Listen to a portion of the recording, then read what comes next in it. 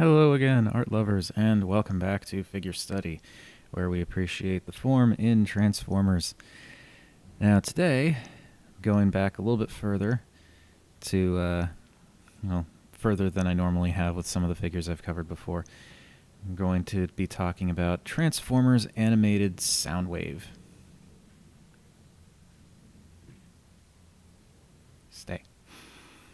So, the animated line, as a lot of people are aware, is one of the best lines that have been one of the best modern lines in the entire Transformers series, because just the engineering that went into a lot of these figures, the amount of detail, the fact that they were able to so accurately capture both their alt modes and robot modes, it's an incredible line.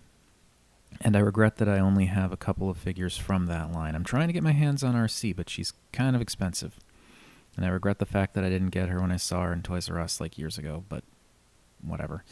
I still have Soundwave, and I actually have Prowl with the Samurai armor, which I'm kind of surprised that I managed to hang on to that for all these years. I might actually do a video on him in the future, but right now we're talking about Soundwave.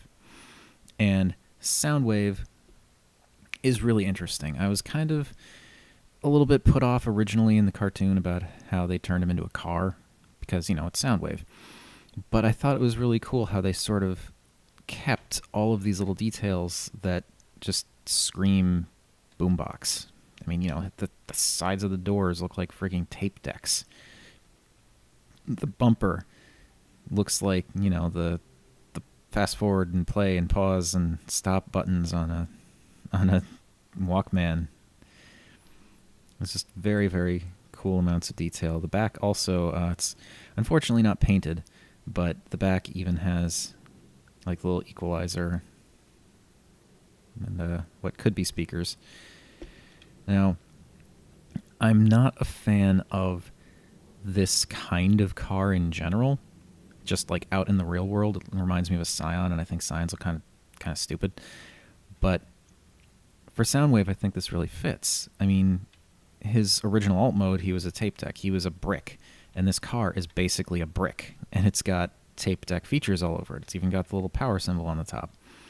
And it looks really nice. Like, just this dark blue with the dark windows. The color scheme is very, very Soundwave, except for, like, this really bright Tron-like blue lines all over the place. But even though those aren't necessarily Soundwave, you still get a very distinct Soundwave vibe from this vehicle mode, which is really cool. Now, normally I don't look at the accessories, but in this case I'm making an exception because he comes with a guitar, which we'll get into a little bit later, and it can, go on top of the car and look silly, but this car is, of course, this guitar is, of course, not just a guitar. It actually is also Laserbeak.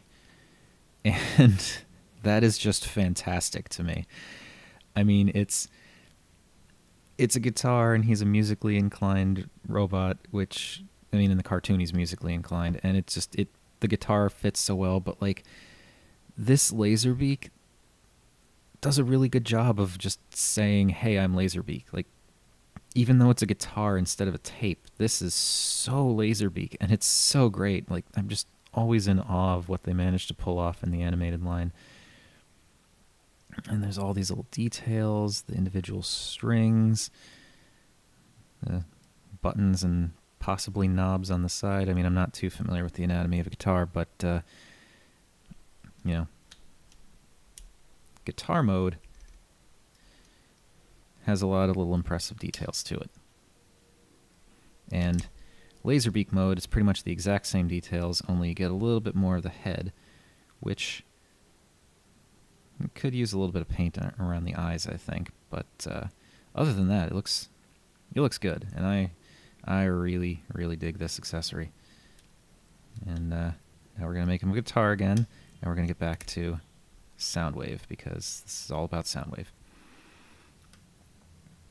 So yes, even though he's kind of this weird brick, just the little details and little nods to, his G1 alt mode is just it's so clever. He's so cleverly designed, and he looks so good. And I'm just rambling about how great he looks at this point. So I'm gonna go ahead and get him in his robot mode so I can start rambling about how great he looks in that mode. Be right back. So, Transformers animated Soundwave is definitely different. His proportions are very different compared to G1 Soundwave. He's just very stocky and gorilla-like. And, I'm okay with that. It's a little bit different, but at the same time, there's so much here that actually does call back to the original Soundwave. Again, coming back to the color scheme minus the glowy blue Tron lines. He's, this is obviously Soundwave just based on the color. And then you've got the details, like the fact that the wheels on the sides fold forward to make what look very much like giant speakers. And the fact that he's got these kind of speakers over his head here. His chest. There is no mistaking that. That is a Soundwave chest, and that looks great. And then his face. It's kind of a little too 90s hairband, especially with these like pointy glasses going there. But I mean, that's obviously Soundwave. He's just a very pointy Soundwave. But yeah, he looks really good. And most of the details, like you still have the tape deck for the doors, which are now the sides of his arms. His back, you have the power button. He's just a really interesting figure, and I'm actually kind of impressed with just mechanically his legs, how you can kind of see how it's the front of the car that actually, like, each leg is part of the front of the car, but the way that it swings around and these little bits flip around and reveal all new detail, and those come up to be the feet. It's just, they do a really good job of hiding a lot of the vehicle mode in his robot mode. And I don't know. Is that? Hoping that's just dust. Anyway, he looks very cool. And of course, he's got his laser beak, which can be put on his arm. There's actually these little clips here, which are these little, it's hard to kind of see right here, but there are these little pegs on Laserbeak's feet.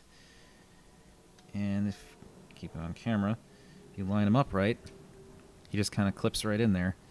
And now Soundwave can hold Laserbeak just like he always does.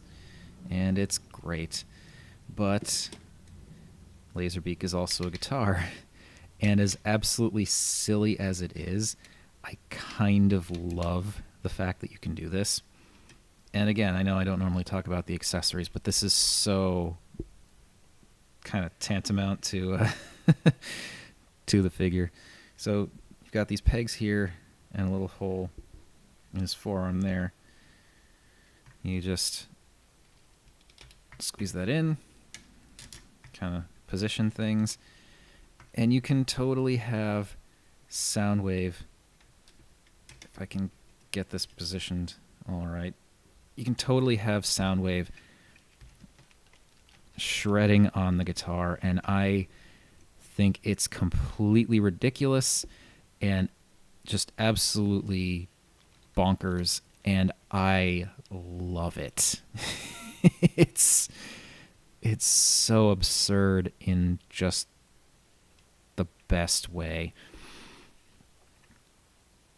And it's incredible. And I know, like I keep saying, I don't normally do accessory stuff, but just this creates such a complete image and such a complete package that I felt compelled to to bring in Laserbeak for this because, oh, this is so cool. This is so ridiculous but cool. And he's got a real grip on his guitar too. Okay. So yes, Transformers animated Soundwave is, I don't know if I could necessarily say he's the coolest in the Transformers animated line, but that's just because I only have owned like 3 or 4 figures from that line.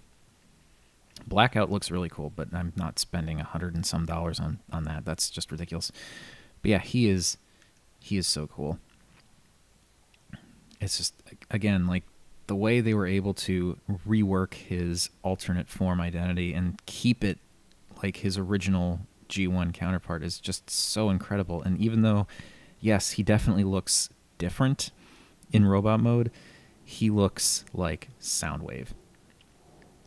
And just the details and the colors, and it's because it's animated, you don't get as many molded details and little fine lines as you do with some of the other figures, because, you know, they're meant to look like cartoon characters. But just the paint, the little paint details that are in here are great. Like, you've got this little stripes on the midsection that kind of help keep that standing out. And just, I love this little tape deck chest that they added in, which just kind of tucks away when he's in vehicle mode. It doesn't really function.